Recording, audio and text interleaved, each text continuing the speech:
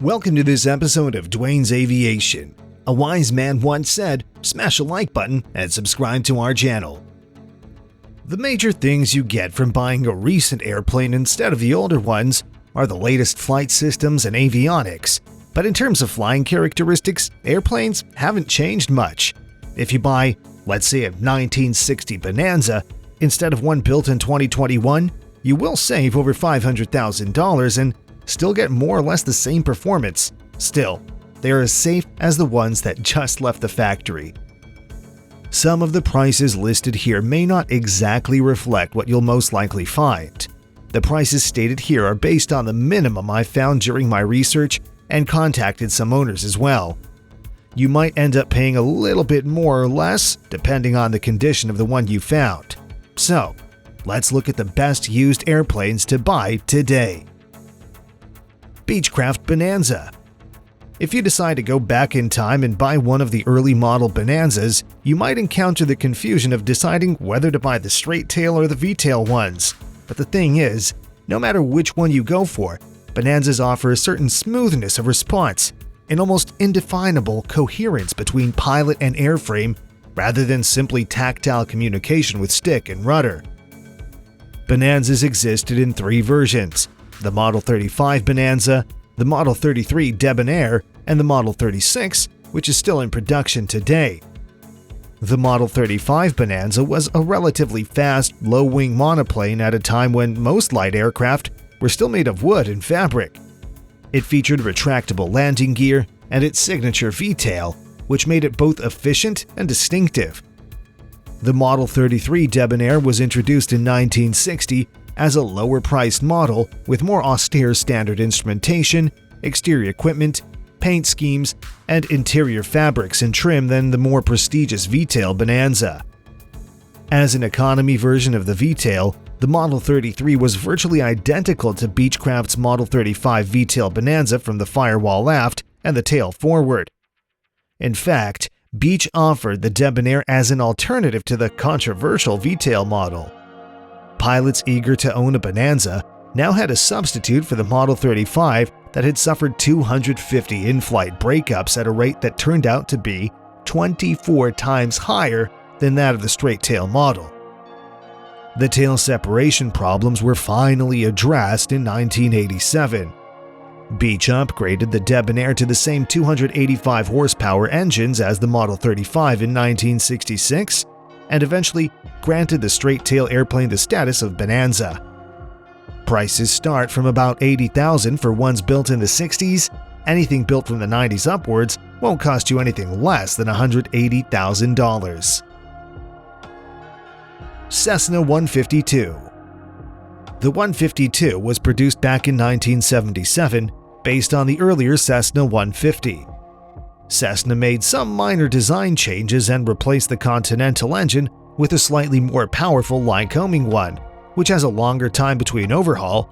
Despite the changes, the performance and operating differences were relatively negligible. This airplane has been out of production for more than 30 years, but many are still airworthy and are still in regular use for flight training. As the most successful civilian trainer ever built, the Cessna 152 is dear to the hearts of tens of thousands of pilots. The 152 offers 563 pounds of useful load, which is okay for fuel, people, and stuff with regards to the size and speed of this airplane, as most 152s rarely flew with a full 27 gallons of petrol aboard. Full fuel payload is 401 pounds, but if you leave 10 gallons in the truck, you'll have 460 paying pounds available. Optional long-range tanks boosted capacity to 37.5 gallons, but few 152s were so equipped. With a 100 knots cruise on 5.5 gallons per hour, the 152 remains one of the easiest ways to break into aircraft ownership at minimum expense. If you're eager to own a trainer or just fly for fun, the Cessna 152 is an excellent choice. Cessna built over 7,000 of them from 1977 to 1986, and many are still in great condition today. You can find one of those built in 1978 for about $20,000 to $25,000, but if you want the ones built around 1985 or 86 towards the end of the production cycle, budget anything around $40,000 to $50,000. Grumman Tiger AA-5B. The manufacturing history of the AA-5 series is a colorful one. The lineage began with Jim Beatty's home-built BD-1, which first flew in 1963. Beatty designed the two-place BD-1 with an emphasis on speed and economy, and when it was purchased by American Aviation and developed into the AA-1 series, these qualities were carried over. In 1971, when American Aviation became Grumman American, the company identified a need for a four-seat aircraft. It introduced an enlarged version of the AA-1, equipped it with a 150 horsepower Lycoming 0320, and called it the AA-5 Traveler. The airplane received minor aerodynamic improvements for the 1975 model year, which was its last year of production. In 1976, the AA-5 Traveler was replaced with the AA-5A Cheetah. With the assistance of aircraft designer Roy Lopresetti, the airframe was cleaned up to reduce drag, the horizontal stabilizer was enlarged to increase elevator authority and expand the CG range, and fuel capacity went from 37 to 52 gallons. Topping the range is the AA-5B Tiger, which entered production as a 1975 model and differed from the Cheetah primarily by being equipped with the more powerful 180 horsepower Lycoming 0360. A number of these became known as Gulfstream Americans when Gulfstream bought the Grumman line and sold them through 1979. The best thing about this plane is the crisp, responsive handling and the excellent visibility. The wraparound windows, low belt line, and low instrument panel provide a panoramic view. Additionally, the airplane can be flown with a partially open canopy, which improves the experience even further. AA-5 prices can vary widely. The majority fall in the $30,000 to $75,000 range. Predictably, more powerful, lower-time engines and modernized avionics are the primary drivers behind higher prices. Piper PA-18 Super Cub. Introduced in 1949 based on the design of the earlier Cubs, the addition of an electrical system, flaps, and a more powerful engine made this particular one fly and behave differently, which is better of course. The Cub began life as a do-everything utility aircraft, anything from bush flying, flight training, crop dusting, pipeline patrol, and animal control. The Super Cub does it perfectly. Piper Super Cubs made the switch to 150 horsepower in the late 1950s, and, as you might imagine, the transformation in performance was dramatic. Abbreviated takeoffs were outstanding. The extra power was just what the PA-18 needed for bush operation, allowing a Cub to levitate off virtually any hard surface in less than 200 feet. The bigger engine was especially useful for leaping out of high mountain strips or for float flying out of short stretches of rivers or small lakes. The PA-18 has developed a very dedicated following in the bush flying community, and many modifications have been developed for it to the point where it is quite rare to find an original, completely stock Super Cub.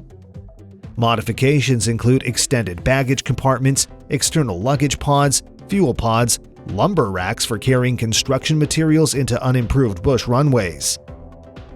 Piper built a little over 10,000 Super Cubs till production ended in 1994. The price for the early models starts at around $51,500, but if you want those built last in 1994, it'll cost you around $95,000. Piper PA-28 Dakota. Introduced in 1960, Piper's PA-20 series are designed to compete with the high-winged Cessna 172 and the similarly low-winged Grumman American AAF series and Beechcraft Musketeer. It featured the same horsepower, roughly the same interior dimensions, comparable performance in every parameter, and the benefits of a low wing. Piper knew that recently licensed pilots tend to buy the type of aircraft they learned in, something forgiving and easy to fly, either high wing or low wing, and the Dakota was specifically designed to fill the need for a true entry-level family four-seater. One area where the Dakota stood slightly taller than the Skylane was the useful load. Using 1981 models for example, the Dakota sported a useful load of almost 1,400 pounds, while the 182 managed only 1,354 pounds. Load 72 gallons aboard both airplanes, and the Dakota would have a payload of 968 pounds, while the Skylane would offer 922 pounds. Still, the Dakota is cheaper than a Skylane, comparing 1981 models, and it climbs better, offers a little more payload, and has a higher service ceiling and better visibility in the pattern. It's also a true four-place airplane with a payload to spare. The least I found on the Controller Aircraft site is $75,000, which is the 1975 model. Ones built around the 90s or early 2000s cost over $150,000. Beechcraft Baron 58. I personally consider this airplane as a flying SUV because almost everything you can fit into your Chevy can be fitted into this airplane and go cross-country flying.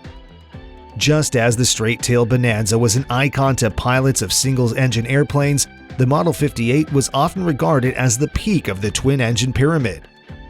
Barons were built in three flavors: normally aspirated, turbocharged, and pressurized. And like most Beechcraft designs, all reflected a build quality and control harmony not seen in many other brands. Like the 36 Bonanza, the 58 Baron mounted a pair of aft right-side doors for access to the rear cabin. The standard Model 58 sported a sea-level climb of nearly 1,500 feet per minute and a max cruise of 200 knots, while the turbo and pressurized models offer the same climb and over 220 knots at 20,000 feet. Fuel capacity is 190 gallons, enough for 5 hours cruise plus reserve, 4.5 hours on the thirstier pressurized version. The 58 Baron wasn't exactly perfect. However, the fuselage is basically that of the 36 Bonanza. This means that the Baron has the narrowest cross-section of any six-place twin, a mere 42 inches at the elbows. Despite a down market for the twins, the G58 has remained in demand. New, well-equipped 58 Barons cost nearly $1.5 million today, and even a 4-year-old example can sell for about $1 million limits. But if you decide to go back in time, you can find a 1970 model a little over $100,000, though budget $150,000 if you wish to find one that won't need a little bit of work. SOCATA TBM 700. The design of the TBM family originates from the Mooney 301, a comparatively low-powered and smaller prototype Mooney developed in the early 1980s. The TBM is the world's first true corporate turbine single-engine airplane. I know some people will rush to the comments section to quote my facts wrong by saying no, it's the Cessna Caravan. But the non-pressurized Caravan is more of a utility cargo van, whereas the TBM 700 is a corporate Ferrari. The TBM 700 began life as the 6-seat Mooney 301. Mooney subsequently ran into financial problems, like they always do, and the 301 design was bought by some French guys, which became what we know today as the TBM 700, produced exclusively in France by SOCATA. The TBM 700 premiered in 1991 at $1.3 million, and initial deliveries were to the French military that needed a fast reconnaissance aircraft that could use short runways. Today, that same 1991 model airplane sells on the used market for $800,000. That's pretty impressive financial staying power for a 25-year-old aircraft. The TBM 700 has endured well in virtually every area. The Model 700 boasts a 2,500-pound useful load, and even a full 1,910-pound fuel load leaves a payload sufficient for a pilot and 2 passengers. The TBM's cabin is a comfortable place to travel, 48 inches across by 49 inches tall, roughly the same dimension as the Piper Meridian. Pressurization differential is a stout 6.2 psi. If you cruise at the sweet spot, about 26,000 feet, you'll typically enjoy a cabin altitude of 6,500 feet. The climb is nearly 2,400 feet per minute from sea level, and the top cruise is 290 knots. At 270 knots, the 700 can reach destinations 1,500 nautical miles far. The TBM 700 flies behind one of the most reliable engines in general aviation, the Pratt & Whitney PT6, and represents the most performance you can buy for $1 million or less. On top of that, it's faster than most of the twin turbines at less than half the fuel burn. Mooney Executive M20. When Mooney started developing, the M20's emphasis was placed on simplicity, to minimize system complexity, and for that, the M20 design is as simple as possible.